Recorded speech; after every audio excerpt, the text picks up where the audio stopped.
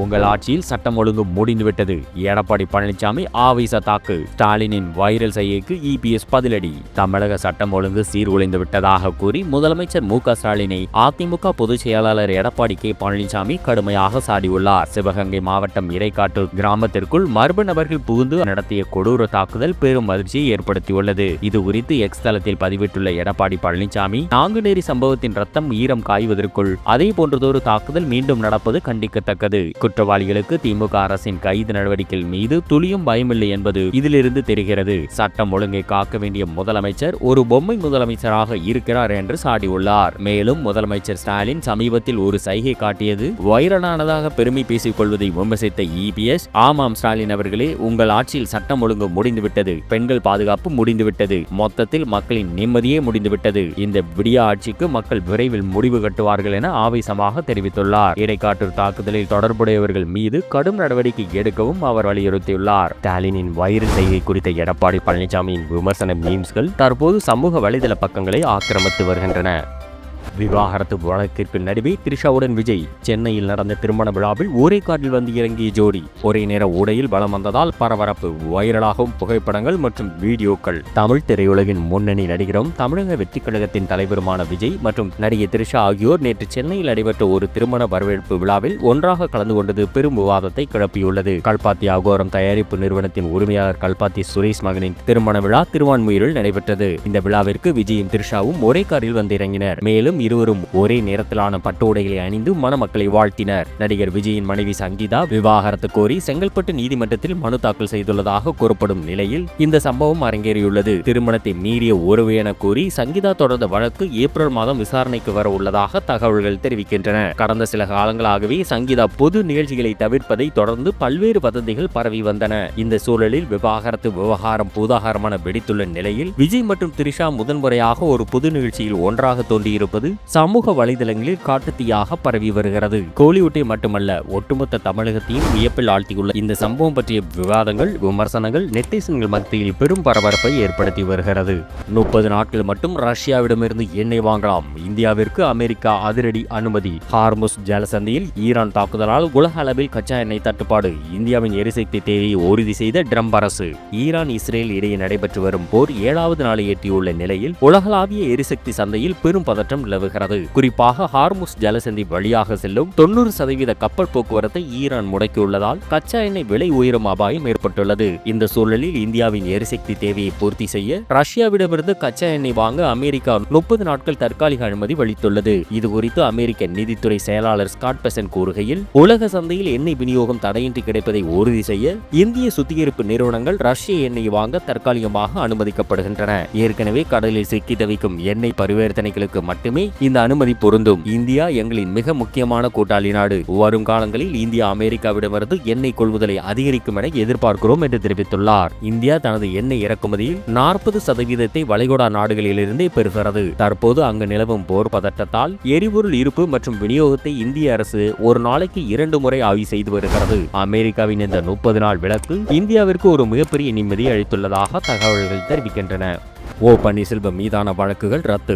2026 தேர்தலில் ராமநாதபுரத்தில் போட்டியிட்ட போது பதிவான 4 வழக்குகள் தள்ளுபடி. போதிய ஆதாரங்கள் இல்லை என சென்னை உயர்நீதிமன்றம் அதிரடி தீர்ப்பு. முன்னாள் முதலமைச்சர் ஓ பன்னீர்செல்வத்திற்கு எதிரான தேர்தல் விதிமீறல் வழக்குகளை சென்னை உயர்நீதிமன்றம் நேற்று ரத்து செய்துள்ளது. கடந்த 2024ஆம் ஆண்டு நடைபெற்ற மக்களவைத் தேர்தலில் ராமநாதபுரம் தொகுதியில் சுயேட்சை வேட்பாளராக ஓ பன்னீர்செல்வம் போட்டியிட்டார். அந்த சமயத்தில் அனுமதிக்கப்பட்ட அளவை விட கூடுதல் வாகனங்களில் சென்று பிரச்சாரம் செய்தது மற்றும் இரவு 10 மணிக்கு மேல் பட்டாசு வெடித்தது என அவர் மீது புகார்கள் எழுந்தது. இதனைத் தொடர்ந்து பரமக்குடி, திருவாடனை, திருப்புல்லானி மற்றும் கிழுக்கரை ஆகிய 4 காவல் நிலையங்களில் ஓபிஎஸ் மீது வழக்குகள் பதிவு செய்யப்பட்டன. இந்த வழக்குகளை ரத்து செய்ய கோரி ஓ பன்னீர்செல்வம் சென்னை உயர்நீதிமன்றத்தில் மனு தாக்கல் செய்திருந்தார். இந்த மனுக்களை விசாரித்த நீதிபதி ஜெகதீஷ் சந்திரா, இந்த வழக்குகளில் போதிய ஆதாரங்கள் இல்லை என்றும் தேர்தல் அதிகாரிகளின் நேரடி புகார் இல்லாமல் காவல்துறையினரை வழக்கு பதிந்துள்ளதையும் சுட்டிக்காட்டினார். இதனையடுத்து ஓபிஎஸ் மீதான 4 வழக்குகளையும் ரத்து செய்து நீதிமன்றம் உத்தரவிட்டது. சமீபத்தில் திமுகவில் இணைந்துள்ள ஓபிஎஸ்க்கு கிடைத்துள்ள இந்த தீர்ப்பு அரசியல் வட்டாரத்தில் முக்கியத்துவம் வாய்ந்ததாக பார்க்கப்படுகிறது.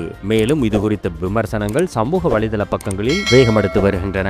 சென்னையின் போக்குவரத்து புரட்சி. வேளச்சேரி பரங்கிமலை பறக்கும் ரயில் சேவை வரும் 10ஆம் தேதி முதல் பயன்பாட்டிற்கு வரும். அதிவேக சோதனை ஓட்டம் வெற்றி. சென்னையின் மிக முக்கியமான உள்கட்டமைப்பு திட்டமான வேளச்சேரி பரங்கிமலை பறக்கும் ரயில் நிறைவடைந்து வரும் மார்ச் 10ஆம் தேதி முதல் பொதுமக்களின் பயன்பாட்டுக்கு வரவுள்ளது. கடந்த 2008ஆம் ஆண்டு தொடங்கப்பட்ட இந்த திட்டம் நிலம் கையகப்படுத்துதல் மற்றும் நீதிமன்ற வழக்குகள் காரணமாக பல ஆண்டுகளாக முடங்கி கிடந்தது. தற்போது அனைத்து சட்ட சிக்கல்களும் தீர்க்கப்பட்டு பணிகள் முழுமையாக முடிந்துள்ளன. இதன் ஒரு பகுதியாக நேற்று மதியம் 1:30 மணி முதல் 6 மணி வரை வேளச்சேரி பரங்கிமலை இடையிலான 5 கிலோமீட்டர் தூரத்திற்கு சிறப்பு ரயிலை கொண்டு அதிவேக சோதனை ஓட்டம் நடத்தப்பட்டது. முதன்மை ரயில்வே பாதுகாப்பு ஆணையர் தலைமையிலான குழுவினர் இந்த பயணத்தை ஆய்வு செய்து பாதுகாப்பானதாக உறுதி செய்துள்ளனர். இந்த நிலையில் வேளச்சேரி பரங்கிமலை பறக்கும் ரயில் சேவை வரும் 10ஆம் தேதி பயன்பாட்டுக்கு வரும் என தெற்கு ரயில்வே அதிகாரப்பூர்வமாக அறிவித்துள்ளது. இதன் மூலம் பயணிகளின் பல வருட இயக்கம் தற்போது நிறைவடைய உள்ளது. இந்த பாதை செயல்பாட்டுக்கு வருவதன் மூலம் வேளச்சேரி, அடையாறு, பரங்கிமலை மற்றும் அதன் சுற்றுவட்டார பகுதிகளில் வசிக்கும் பல்லாயிரக்கணக்கான பயணிகளின் பயண நேரம் மிச்சமாகும் என்று எதிர்பார்க்கப்படுகிறது. இந்த மகிழ்ச்சிகரமான செய்தி பயணிகளிடையே உற்சாகத்தை எழுப்பியுள்ளது. தமிழக ஆளுநர் RN ரவி மாற்றம். மேற்கு வங்க ஆளுநராக நியமனம். கேரள ஆளுநர் ராஜேந்திர விஸ்வநாத் அர்லேகருக்கு தமிழக ஆளுநராக கூடுதல் பொறுப்பு. ஜனாதிபதி அதிரடி உத்தரவு. தமிழக ஆளுநர் RN ரவி அவர்கள் மேற்கு வங்க ஆளுநராக மாற்றம் செய்யப்பட்டுள்ளார். தமிழகம் உட்பட 9 மாநிலங்கள் மற்றும் யூனியன் பிரதேசங்களில் ஆளுநர்களை இடமாற்றம் செய்து ஜனாதிபதி உத்தரவிட்டுள்ளார். மேற்கு வங்க ஆளுநர் ஆனந்த போஸ் திடீரென தனது பதவியை ராஜினாமா செய்ததை தொடர்ந்து இந்த அதிரடி மாற்றங்கள் மேற்கொள்ளப்பட்டுள்ளன. இதன் அடிப்படையில் தமிழக ஆளுநராக இருந்த RN ரவி மேற்கு வங்க ஆளுநராக பொறுப்பேற்கிறார். அவருக்கு பதிலாக கேரள ஆளுநர் ஸ்ரீ ராஜேந்திர விஸ்வநாத் அர்லேகர் தமிழக ஆளுநராக கூடுதல் பொறுப்பை ஏற்கும் வகையில் நியமிக்கப்பட்டுள்ளார். மேலும் டெல்லி துணைநிலை ஆளுநர் வினய்குமார் சக்சேனா லடாக் ஆளுநராகவும், தரண்ஜித் சிங் சந்து டெல்லி ஆளுநராகவும் நியமனம் செய்யப்பட்டுள்ளனர். இமாச்சல பிரதேசம், தெலுங்கானா, ஹரியானா, நாகாலாந்து மற்றும் பீகார் ஆகிய மாநிலங்களின் ஆளுநர்களும் மாற்றப்பட்டுள்ளனர். சட்டப்பேரவை தேர்தல் நெருங்கும் சூழலில் இந்த ஆளுநர் மாற்றங்கள் அரசியல் முக்கியத்துவம் வாய்ந்ததாக பார்க்கப்படுகிறது. கவர்னர்கள் மாற்றம் தொடர்பாக மத்திய மந்திரி அமித்ஷா, தமிழக முதலமைச்சர் MK ஸ்டாலின், மேற்கு வங்காள முதல் மந்திரி மம்தா பானர்ஜி ஆகியோருடன் பேசியுள்ளார். முதலமைச்சர் MK ஸ்டாலினுடன் பேசும்போது புதிய கவர்னர் விரைவில் நியமிக்கப்படுவார் என்று தெரிவித்துள்ளார். மணிப்பூர் மாநிலத்தில் கவர்னராக இருக்கும் அஜய்குமார் பல்லா தமிழகத்தின் புதிய கவர்னராக நியமிக்கப்பட வாய்ப்புள்ளதாக அரசியல் வட்டாரத்தில் பேசப்பட்டு வருகிறது. நல்லாட்சி என்பது வெறும் சொல்லில்தான் உள்ளது. சீமானின் அதிரடி விமர்சனங்கள். சினிமா ஒரு பெரிய மதமாக மாறிவிட்டதாக சீமான் விமர்சனம் செய்துள்ளார். நாம் தமிழர் கட்சியின் தலைமை ஒருங்கிணைப்பாளர் சீமான் சென்னையில் செய்தியாளர்களை சந்தித்தார். அப்போது அவர் பேசியதாவது: தமிழகத்தில் சட்டம் ஒழுங்கு எப்படி இருக்கிறது என்று கேட்கும் நிலையில் இருக்கிறது. நல்லாட்சி கொடுத்துவிட்டால் வாக்குக்கு காசு ஏன் கொடுக்க வேண்டிய நிலை உருவாகிறது? வாக்குக்காக வேட்பாளர்கள் ரூபாய் 15 கோடி முதலீடு செய்கிறார்கள் என்றால் அது மக்கள் சேவைக்காகவா, அவரது லாப தேவைக்கா? முதலீடு செய்யும் போது அவர் முதலாளியாகி விடுகிறார். அந்த இடத்தில் மக்கள் சேவை செத்து போய்விடுகிறது. ஜனநாயகம் கொலை செய்யப்பட்டு கேடுகட்ட பணநாயகம் வலுவாக வீருன்றி விடுகிறது. பணம் இருக்கிறவன் தான் அதிகாரத்திற்கு வர முடியும் என்றால் முதலாளிகளுக்கான அதிகாரம் உருவாக்கப்படுமே தவிர உழைக்கும் மக்களுக்கான அரசியலோ அதிகாரமோ இந்த நிலத்தில் இருக்காது. நல்லாட்சி என்பது வெறும் சொல்லில் தான் உள்ளது, செயலில் இல்லை. எனக்கு ஓட்டு போட்டார்கள், உங்களுக்கு ஓட்டு போட்டார்களா இல்லை வாங்கினீர்களா? பள்ளி கல்லூரிகளில் அரசியல் பேசக்கூடாது என தடை போடப்பட்டுள்ளது. ஆனால் சினிமா பற்றி பேசலாம். இறை வழிபாட்டை தூற்றி திரை வழிபாட்டை போற்றுகிறீர்கள். அரசு விழாக்களுக்கு அறிஞர்களோ சான்றோர்களோ கல்வியாளர்களோ கலந்து கொள்வதில்லை. திரைப்பட இயக்குநர்கள், நடிகர்கள், நடிகைகள் செல்கிறார்கள். கல்லூரி விழாக்களில் திரைப்பட நடிகர்களை அழைத்து வருகிறார்கள். சினிமா பாடல்களை ஒலிக்க விட்டு ஆடுகிறார்கள்.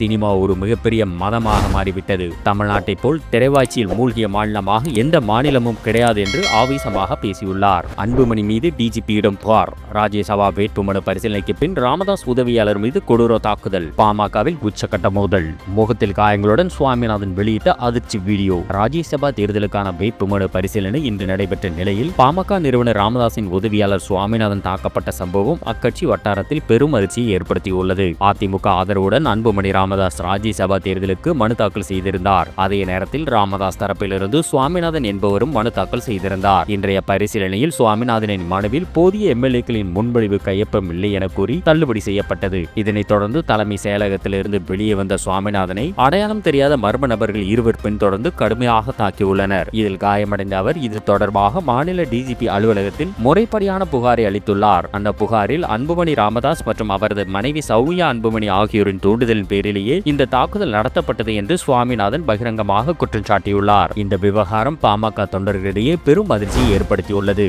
மேலும் இது குறித்த விமர்சனங்கள் சமூக வலைதள பக்கங்களில் வேகமாக பரவி வருகின்றன.